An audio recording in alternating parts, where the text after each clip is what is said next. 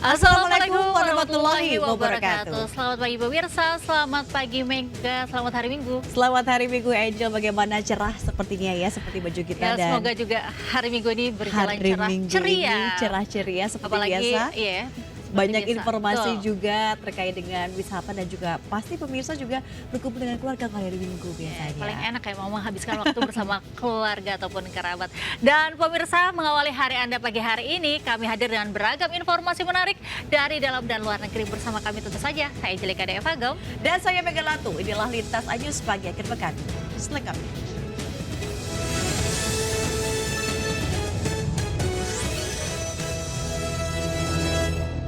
Pemirsa, polisi menjaring 3 muncikari dan 4 wanita pekerja seks komersial di sejumlah hotel di Kota Makassar. Aparat polisi menyita ponsel dan akun media sosial yang digunakan mencari pelanggan. Muncikari memasang tarif 1 hingga 5 juta rupiah untuk sekali kencan.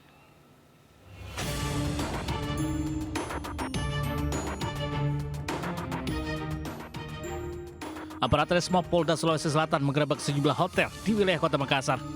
Dalam penggerebekan, petugas menjaring 3 muncikari prostitusi online, berikut 4 wanita pekerja seks komersial.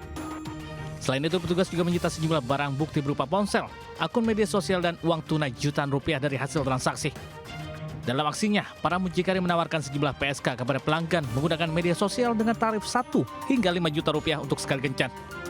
Guna pemeriksaan lebih lanjut ketiga muncikari, berikut para PSK itu langsung dibawa ke Polda Sulawesi Selatan untuk dilakukan proses pemeriksaan lebih lanjut. Hanya adalah semua kegiatan masyarakat ya, yang dapat mempengaruhi situasi Kamtibmas. Ya. Jadi kegiatan masyarakat itu tentu kegiatan masyarakat yang bersifat negatif, baik itu berusaha premanisme, kemudian prostitusi, judi. Razia lewat operasi pekat meliputi aksi premanisme hingga prostitusi dan judi.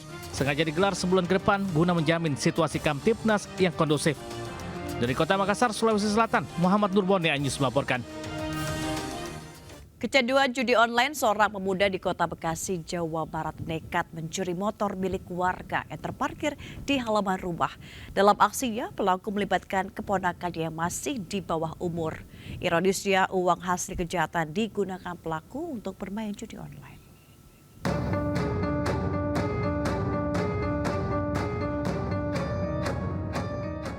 Aksi pencurian motor di salah satu rumah warga di Pedorenan, Kota Bekasi, Jawa Barat terekam CCTV. Hanya butuh waktu kurang dari 5 menit, pelaku berhasil membawa kabur motor incarannya. Tak hanya itu, aksi kedua pelaku yang sama juga terekam CCTV saat menggasak ponsel milik penjaga warung kelontong di wilayah Jati Asih. Dalam aksinya, pelaku berpura-pura sebagai pembeli dan memanfaatkan kelengan korban saat tengah melayani. Berbekal hasil rekaman, aparat Satreskrim Polres Metro Bekasi Kota pun menangkap ZA, 26 tahun, dan keponakannya AU, 13 tahun, di sebuah SPBU di wilayah Jati Asih, Kota Bekasi. Selain keduanya, petugas juga menangkap F, seorang ibu rumah tangga yang berperan sebagai penadah barang hasil curian. Ironisnya, uang hasil kejahatan digunakan oleh kedua pelaku untuk bermain judi online. Modus dari kelompok tersangka ZA dan AU itu dengan cara mengambil kunci sepeda motor milik korban di dalam rumah. Uangnya buat apa sih? Uangnya digunakan untuk judi online. Keterangan dari para tersangka dan juga anak sebagai pelaku. 3 unit motor beserta surat-surat disita petugas sebagai barang bukti. Untuk mempertanggungjawabkan perbuatannya, para pelaku pun terancam dengan pasal tentang pencurian dan penadah barang curian dengan ancaman 9 tahun penjara. Dari Bekasi, Jawa Barat, Rahmat Hidayat Anyus melaporkan. Pemirsa, aksi pencurian di warung soto di Kota Bukit Tinggi, Sumatera Barat terekam kamera CCTV. Pelaku masuk ke dalam warung dengan cara memanjat dan membobol jendela, kemudian mengambil tabung gas 3 kg sekarung beras dan menguras uang dalam kotak amal.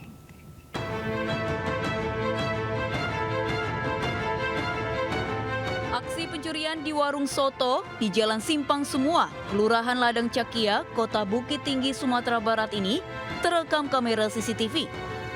Pelaku yang mengendarai sepeda motor masuk ke dalam warung dengan cara memanjat dan membobol jendela.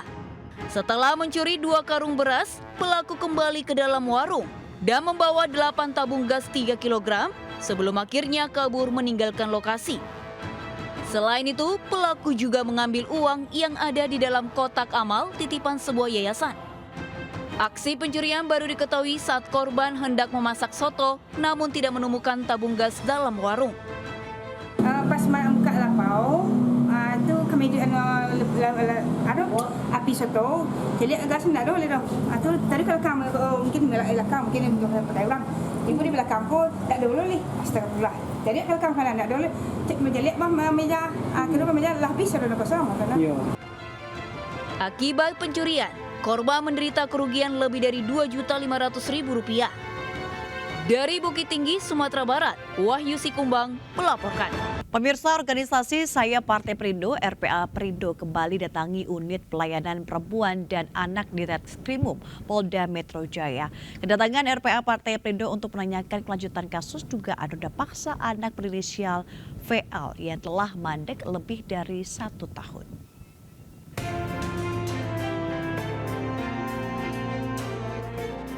RPA Perindo kembali mendatangi unit pelayanan perempuan dan anak di Treskrimum Polda Metro Jaya. RPA Perindo menanyakan kelanjutan kasus dugaan ruda paksa anak berinisial VL oleh ayah kandungnya berinisial HS di Pulau Gadung, Jakarta Timur yang telah mandek 1 tahun. RPA Perindo meminta polisi segera menindaklanjuti kasus tersebut hingga naik ke meja hijau. Kejadiannya kan dari 16 Juni 2023 sampai dengan saat ini sudah 1 tahun lebih, belum ada penangkapan terhadap ayah kandung dan belum diproses. Itu yang kami ingin tanyakan, kenapa terlalu lama prosesnya? Kami mengharapkan, intinya adalah bahwa kami sudah berulang kali ke sini, kami mengharapkan bahwa proses ini segera selesai dan naik ke meja untuk persidangan sehingga tidak berlarut-larut.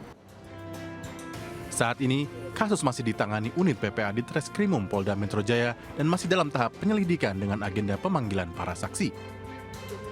Dari Jakarta, Gisel Yanurahma, Aris Setiawan, iNews melaporkan. Kita ke informasi lainnya. Pemirsa, diduga mabuk dan keracunan akibat mengonsumsi kecubung. 3 pria Palangkaraya, Kalimantan Tengah berperilaku tak wajar diamankan polisi. 1 diantaranya harus dilarikan ke rumah sakit karena kondisinya yang mengkhawatirkan.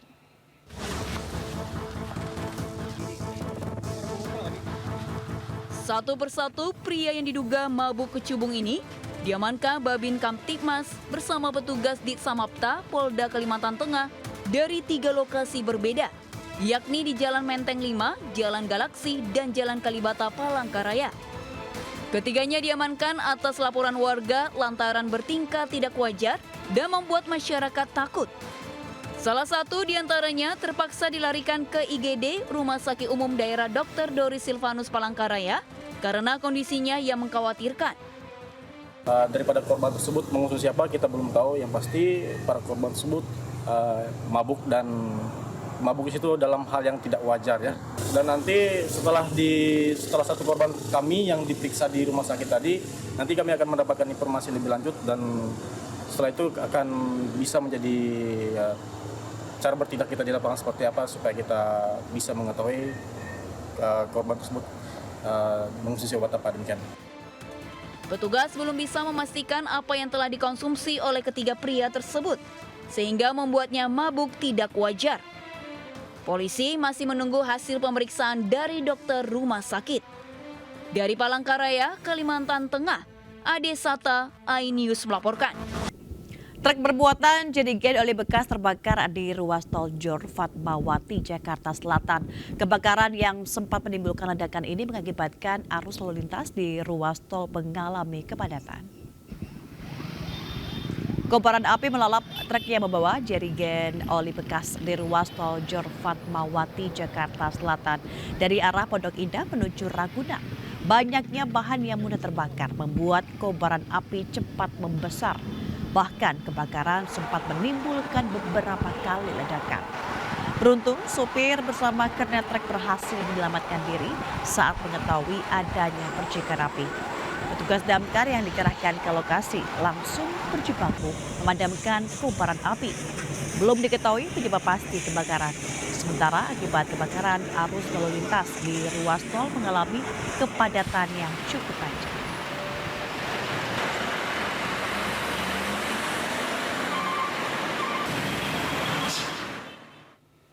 Pemirsa, 10 unit rumah di asrama polisi Polsek Balaraja, Kabupaten Tangerang, Banten terbakar Sabtu dini hari. Meski tidak menelan korban jiwa maupun luka, namun kebakaran yang diduga akibat korsleting listrik tersebut sempat membuat panik sejumlah penghuni asrama. Ya Allah, asrama polisi samping Polsek Balaraja. Kobaran api dengan cepat membakar bangunan rumah di asrama polisi Polsek Balaraja, Kabupaten Tangerang, Banten pada Sabtu pagi.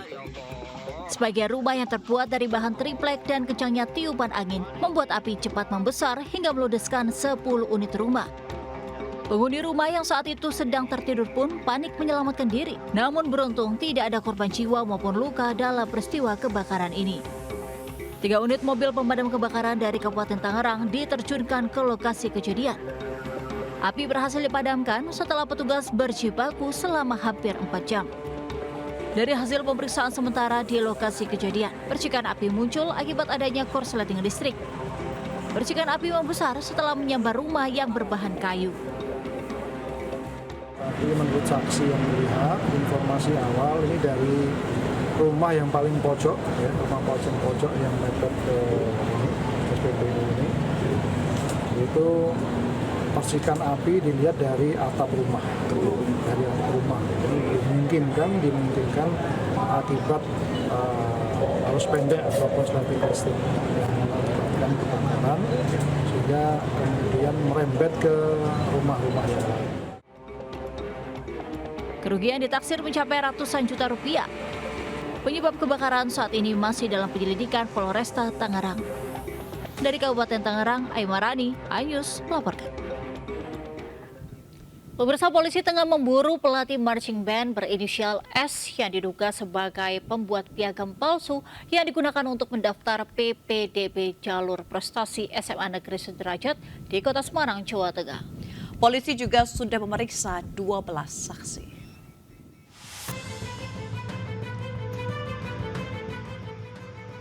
Polisi telah memeriksa 12 saksi terkait terbongkarnya piagam palsu yang menjadi salah satu komponen nilai dalam PPDB jalur prestasi di Kota Semarang, Jawa Tengah. Para saksi mulai dari orang tua, peserta didik, hingga pihak sekolah. Saat ini polisi tengah meningkatkan kasus tersebut menjadi penyidikan. Polisi juga memburu pelatih marching band SMPN 1 Semarang berinisial S yang diduga membuat piagam palsu tersebut. S beberapa kali mangkir dari panggilan sebagai saksi. S menjadi saksi kunci lantaran diduga piagam palsu yang digunakan bersumber dari pelaku. Kemarin pada hari Kamis, untuk perkara kami sudah gelarkan dan statusnya kami tingkatkan ke penyidikan untuk kasus ini. Sehingga di sini dengan status ditingkatkan menjadi penyidikan, tentunya dari pihak penyidik sudah bisa melakukan upaya paksa dalam mengumpulkan alat bukti. Ya. Saat ini polisi masih berkoordinasi dengan tim internal pemerintah Provinsi Jawa Tengah. Masih berupaya mengusut tuntas kasus dugaan pemalsuan piagam Malaysia International Virtual Bank Championship 2022. Sementara pemerintah Provinsi Jawa Tengah telah menganulir para peserta didik yang menggunakan piagam itu sebagai komponen nilai dalam PPDB 2024. Dari Semarang, Jawa Tengah, Kristiadi, iNews melaporkan. Pemirsa, banjir yang menerjang wilayah Gorontalo menyebabkan 15 kecamatan di 3 kabupaten kota terdampak. Akibatnya sebanyak 36.100 jiwa menjadi korban karena rumah mereka terendam air.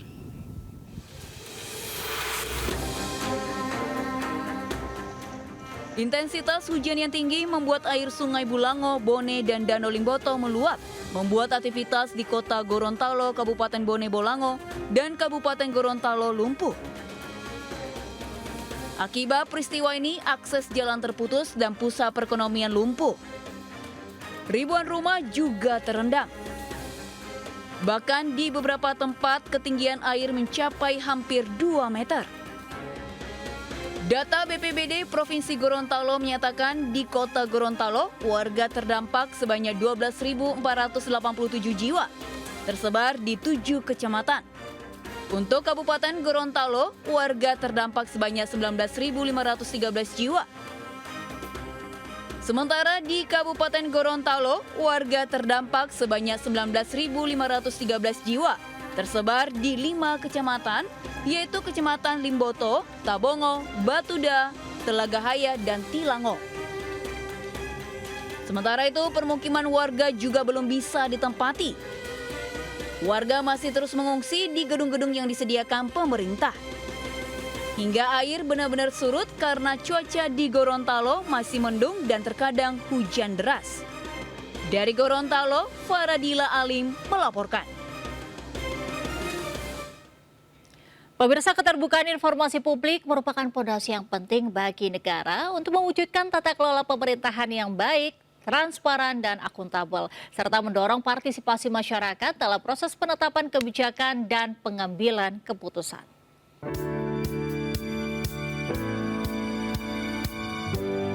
Dalam rangka mensosialisasikan tentang keterbukaan informasi publik, Fakultas Dakwah dan Ilmu Komunikasi Universitas Islam Negeri Syarif Hidayatullah Jakarta menggelar seminar nasional bertema demokratisasi media penyiaran dan keterbukaan informasi publik di Indonesia.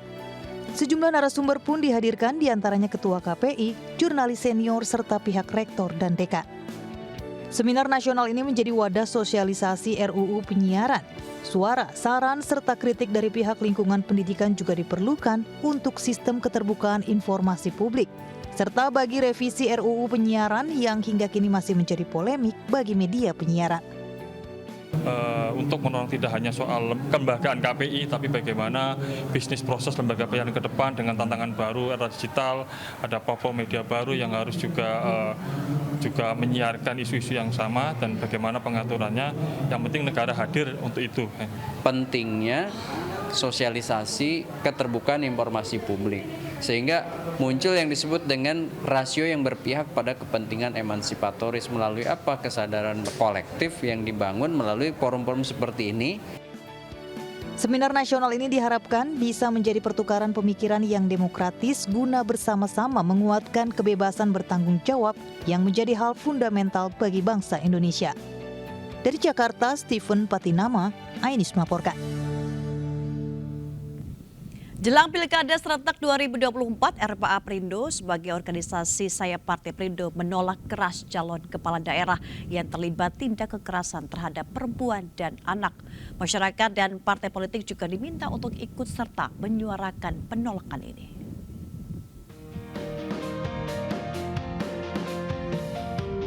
Relawan perempuan dan anak Perindo mengeluarkan pernyataan sikap jelang Pilkada serentak 2024. Organisasi sayap Partai Perindo ini lantang menolak calon kepala daerah yang terlibat kasus kekerasan terhadap perempuan dan anak. Partai politik dan juga masyarakat diminta tidak memberikan dukungan serta surat rekomendasi kepada calon kepala daerah yang pernah tercatat melakukan tindak kekerasan.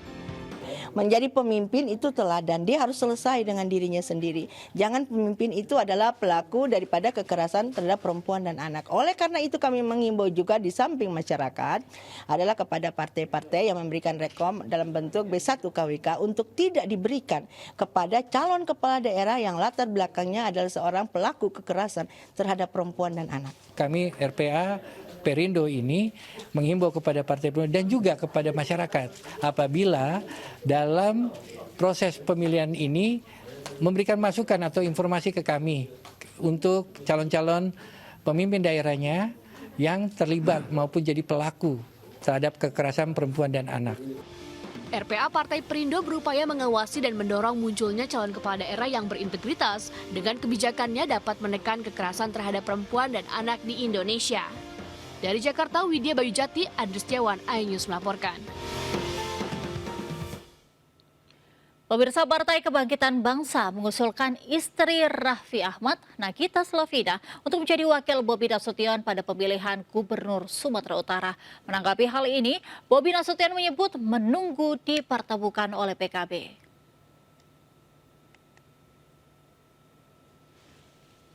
Nama istri artis Raffi Ahmad, Nagita Slavina, diusulkan oleh DPP PKB untuk menjadi calon wakil Gubernur Sumatera Utara mendampingi Bobi Nasution.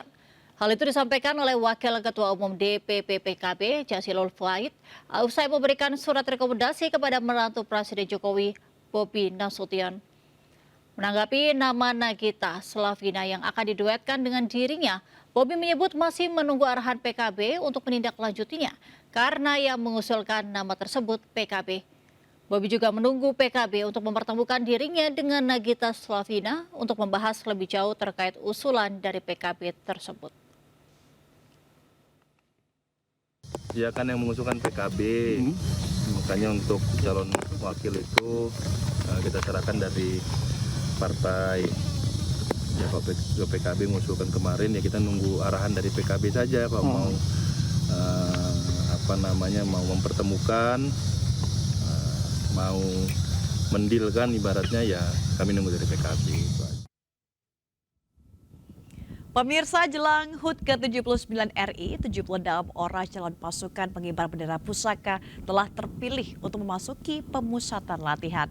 Para putra-putri terbaik bangsa ini akan menjalani proses diklat sejak 13 Juli hingga 8 Agustus mendatang.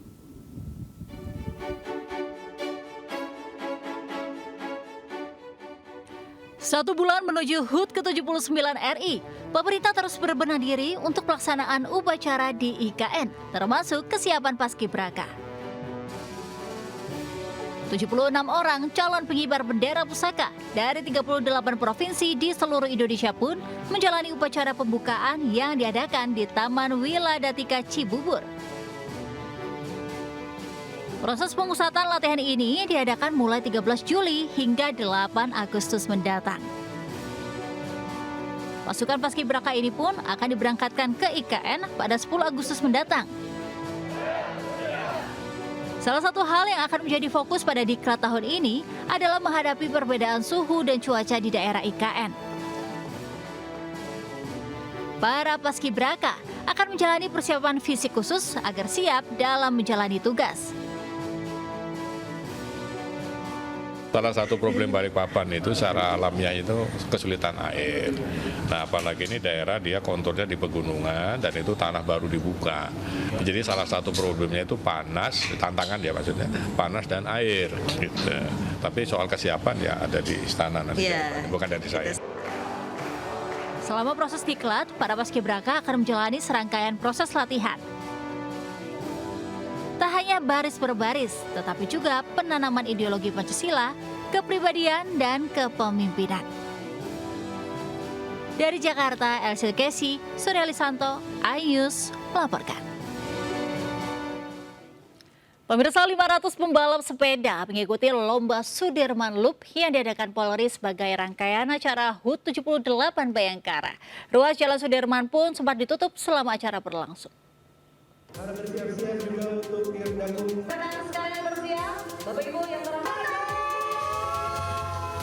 Sedikitnya 500 pembalap sepeda, mulai dari anggota Polri, atlet hingga masyarakat umum ikut serta dalam lomba balap sepeda bertajuk Zebra Bayangkara Presisi Sudirman Loop 2024 dalam rangka Hari Bayangkara ke-78 di Jakarta.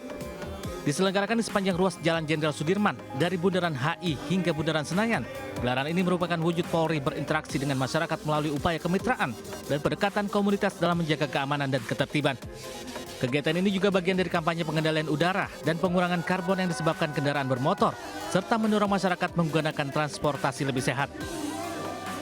Dikandung maksud untuk membudayakan pada masyarakat bahwa Jakarta ini adalah daerah ramah bersepeda. Jadi bukan hanya kelas RB, namun juga seluruh jenis-jenis sepeda. Dengan bersepeda ini juga kita menghidupkan beberapa UMKM. Sudirman Loop diharapkan dapat mendorong ketertarikan dan partisipasi dalam olahraga, sekaligus melahirkan atlet-atlet balap sepeda baru. Dari Jakarta, Ayu Pratiwi, M. Khairuddin, iNews melaporkan.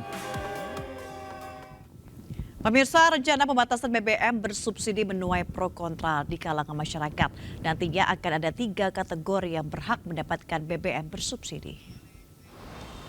Pemirsa, pemerintah berencana untuk membatasi subsidi BBM agar tepat sasaran, dan hal tersebut dilakukan dengan alasan untuk mengurangi polusi udara serta menghemat APBN negara per 17 Agustus 2024. Dan kami sudah memantau di beberapa SPBU, yakni di SPBU Gatot Subroto, kemudian yang ada di belakang saya yakni di SPBU Pejompongan, bahwasanya harga dari Pertalite ini masih sama, yakni berkisar Rp10.000 per liternya. dan tidak ada kekurangan pasokan, artinya semuanya masih terkendali dan juga normal.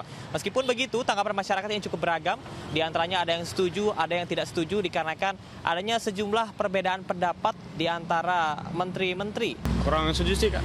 Kenapa, Bang? Karena nanti ngisi pasti Pertamax dong, lebih mahal. Lebih mahal? Iya. Oke, itu nggak, Pak? Terus ini yang nanti yang pakai Pertalite cuma boleh buat ojol doang, Pak? Kalau saya sih setuju aja ya, karena biasanya juga pakai Pertamax juga saya. Oh, Pertamax juga. Jadi udah memang biasa.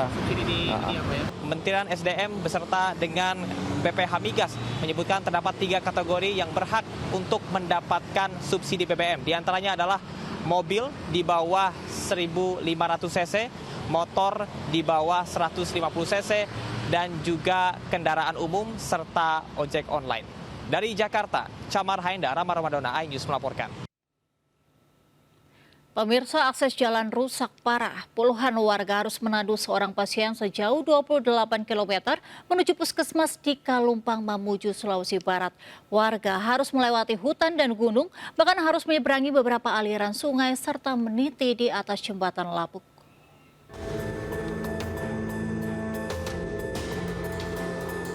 Warga harus menandu seorang pasien dengan luka bakar bernama Tendeng yang berusia 59 tahun sejauh 28 km dari desanya, Desa Salumaki, Kecamatan Kalumpang, Mamuju, Sulawesi Barat, menuju puskesmas setempat. Puluhan warga yang menandu pasien tersebut bekerja keras melewati lereng-lereng gunung, naik turun lembah. Mereka saling bergantian secara bergotong royong menandu dengan alat seadanya. Bahkan warga harus melewati sebuah jembatan kayu yang lapuk. Mengambil risiko terjatuh ke sungai, warga memilih melewatinya karena tidak ada jalan lain. Warga terpaksa menandu warga lain yang sakit lantaran jalan ke desa mereka rusak parah, tak bisa dilalui kendaraan. Mengenai kendaraan atau tidak jalan yang menuju desa kami tidak bisa dilalui kendaraan roda 4. Sehingga satu-satunya yang kami lakukan setiap atau jika ada warga kami yang mengalami sakit dan harus dirujuk, ya harus ditandu. Warga berharap agar pemerintah daerah dan pusat segera memperbaiki akses jalan di wilayah tersebut. Ini agar akses mereka ke fasilitas kesehatan dan kota menjadi lebih mudah. Dari Mamuju, Sulawesi Barat, Friendly, iNews melaporkan. Pemirsa dan juga Angel, ini jika ingin menghabiskan akhir pekan dengan bermain air, wahana wisata yang satu ini bisa menjadi referensi untuk Anda. Ya, betul sekali, Mega. Pengunjung di sini akan diajak menaklukkan berbagai medan dan tantangan di atas air yang pastinya seru dan tentunya memacu adrenalin.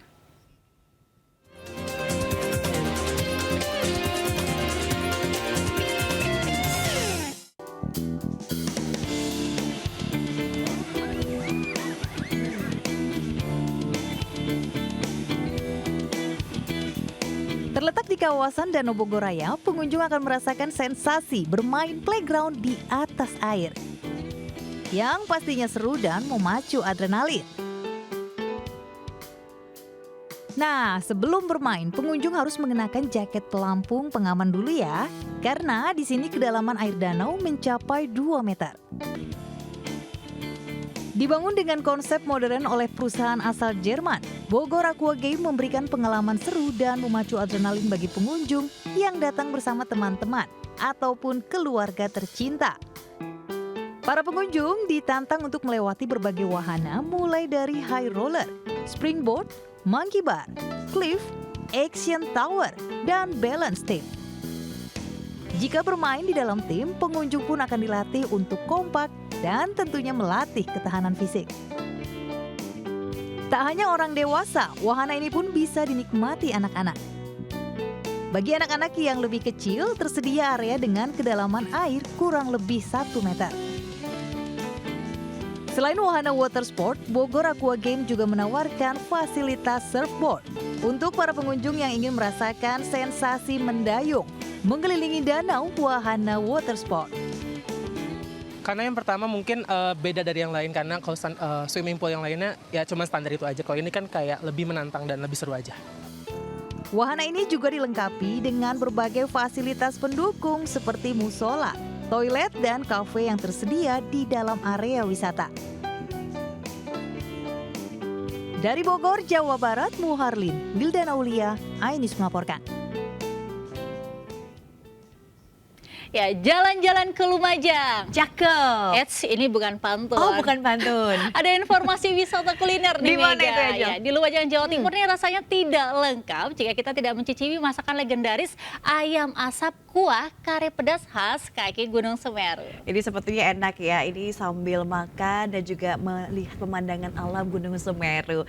Dan tentunya masakan ini spesial karena daging ayam Jawa dan lembut dengan aroma asap disajikan dengan kuah kari serta topping rempah.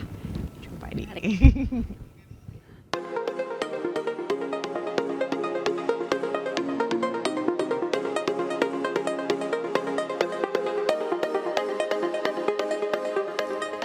Ayam asap kuah kare pedas, tampilan yang menawan dengan aroma yang begitu menggoda. Ya, sesuai namanya, olahan ini berbahan dasar daging ayam Jawa yang telah diasap di atas tungku. Kemudian dimasak kembali dengan kuah kare berlumuran topping rempah. Ayam asap kuah kare pedas ini merupakan menu andalan warung makan di tepi aliran sungai Gunung Semeru, Desa Pavlu Jambe, Lumajang. Cara mengolahnya pun cukup sederhana.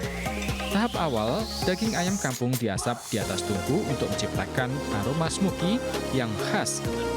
Sementara untuk kuah kare dibuat dari berbagai rempah dan bumbu diantaranya bawang merah, bawang putih, cabai, kunyit, dan kemiri yang dihaluskan. Bumbu kemudian dimasak bersama ayam dengan air santan kelapa. Proses memasak berlangsung hingga bumbu meresap serta menciptakan aroma khas yang menyengat. Olahan ayam kemudian disajikan dengan taburan daun bawang. Cita rasa gurih, lezat dan pedas, serta daging nan lembut membuat penikmatnya seakan melayang-layang. Enak, pol. Ayam kampung, tapi dagingnya empuk. Rasanya itu enak, dagingnya itu lembut, bumbunya meresap ke dalam. Kalau di sini tuh sukanya itu ke suasananya. Suasananya gimana, Pak? Suasananya itu enak, dekatnya tambang pasir ya. Jadi meskipun cuacanya itu panas, tapi di sini tuh agak dingin. Pemilik warung Mak Trubus mengatakan, kelezatan masakannya tak lepas dari bahan pilihan, diantaranya daging ayam kampung yang masih muda dengan proses memasak secara tradisional. Alami. Alami ya? Ya bumbu ulek gini, nggak pernah blender. Rasanya untuk aroma itu diapakan ayamnya dulu? Ya dipanggang itu. Dipanggang dulu iya. Ya? Satu porsi ayam asap kuah kari pedas terdiri dari 1 ekor daging ayam Jawa dan dapat dinikmati bersama 4 orang. Kelezatan kuliner khas kaki Gunung Semeru ini semakin sempurna dengan panorama alam pedesaan dan hembusan udara sejuk dari Gunung Semeru. Dari Lumajang, Jawa Timur, Yayan Nugroho, iNews melaporkan.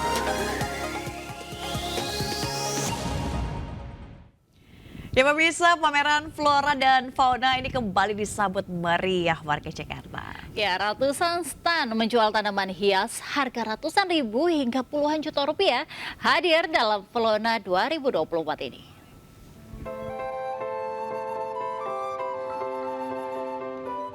Pameran Flora dan Fauna 2024 di Taman Lapangan Banteng, Jakarta ramai pengunjung yang hendak melihat aneka tanaman hias. Sebanyak 165 stan yang menjual beragam tanaman hias diserbu oleh warga. Salah satunya tanaman bonsai yang dijual dengan harga variatif mulai Rp100.000 hingga Rp75 juta. Kalau untuk harga di sini pertama dari ada yang 100.000 juga ada. Harapannya untuk lebih mempromosikan lah gitu kan agar masyarakat khususnya di Jakarta ini lebih mencintai pepohonan gitu. Pengunjung juga bisa bersuah foto dengan pemandangan tanaman yang cantik. Lewat pameran Flora ini diharapkan bisa mengedukasi masyarakat soal beragam flora fauna di Indonesia. Pameran ini akan digelar hingga 2 Agustus mendatang. Dari Jakarta, Syareza Zanski, Eri Nugraha, iNews melaporkan. Ya, Mega dan juga pemirsa, ini jelang penutupan Pekan Raya Jakarta atau Jakarta Fair Kemayoran masih diserbu ribuan pengunjung. Tak terasa sudah terakhir ya hari ini dan hingga malam hari suasana Pekan Raya Jakarta semakin ramai khususnya di area kuliner.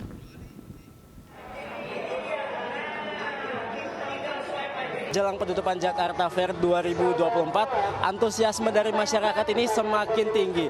Pantauan kami di sini, khususnya di area kuliner Jakarta Fair, memang masyarakat suasananya ini sangat ramai. Karena kan di sini pemirsa memang ada berbagai macam jajanan yang ditawarkan, mulai dari makanan tradisional hingga makanan kekinian. Nah, yang menjadi atau yang menarik perhatian kami di sini adalah salah satu makanan tradisional khas Betawi, yakni kerak telur. Di mana kerak telur ini pada dasarnya memang makanan tradisional, namun bisa bersaing dengan makanan kekinian lainnya. Pengunjung di sini juga bisa datang ke berbagai tenan, seperti misalnya ada yang menjual berbagai produk kecantikan, kemudian juga pakaian, produk atau perlengkapan otomotif, dan juga masih banyak yang lainnya. Nah, untuk pemirsa, ini memang yang ingin datang agar datang bisa ke penutupan Jakarta Fair yang akan digelar pada 14 Juli 2024. Dari Jakarta, Faisal Rinaldi, Muhammad Zulkarnain, iNews melaporkan.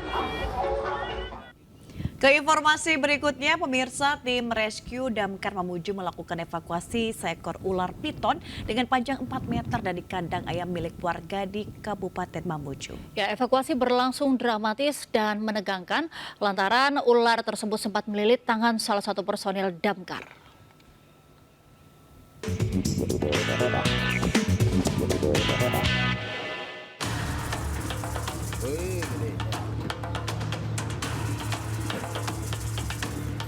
Warga jalur 2 Bukit Dayang, Sulawesi Barat, Mamuju dikejutkan dengan kemunculan seekor ular piton sepanjang 4 meter di kandang ayam milik warga. Evakuasi hewan berbisa ini berlangsung dramatis. Ular pertama kali ditemukan warga saat hendak memberi makan ayamnya. Namun pemilik ayam terkejut melihat ular berada dalam kandang dan sudah memangsa 2 ekor ayam milik warga. Petugas damkar yang menerima informasi keberadaan ular piton langsung berjibaku mengevakuasi sang ular. Proses evakuasi ular menegangkan lantaran melakukan perlawanan. Bahkan ular ganas ini sempat melilit tangan salah satu personil damkar. Setelah 15 menit, ular berhasil diamankan ke Mako Damkar Mamuju untuk mengeluarkan 2 ekor ayam yang sudah dimangsa. Diperkirakan ularnya sekitar 3-4 meter. Jadi kami Damkar Mamuju langsung turun merespon. Sampai di sana kami koordinasi sama yang punya rumah. Oh, ternyata ular itu ada dalam kandang. Sementara memakan ayam 2 ekor. Ular tersebut rencananya akan diserahkan ke pihak BKSDA untuk dikembalikan ke habitat yang jauh dari permukiman warga. Dari Mamuju, Sulawesi Barat, Friendly, iNews melaporkan. Pemirsa, peristiwa tadi sekaligus menutup Lintas Sayus Pagi akhir pekan hari ini. Berbagai informasi kriminal dapat Anda saksikan sesaat lagi dalam Jurnal Lintas Sayus Pagi bersama rekan kami, Bremana Tenaya. Saya Angelika Deva Gaung. Dan saya Mega Latu undur diri. Selamat pagi, selamat berakhir pekan. Wassalamualaikum warahmatullahi wabarakatuh.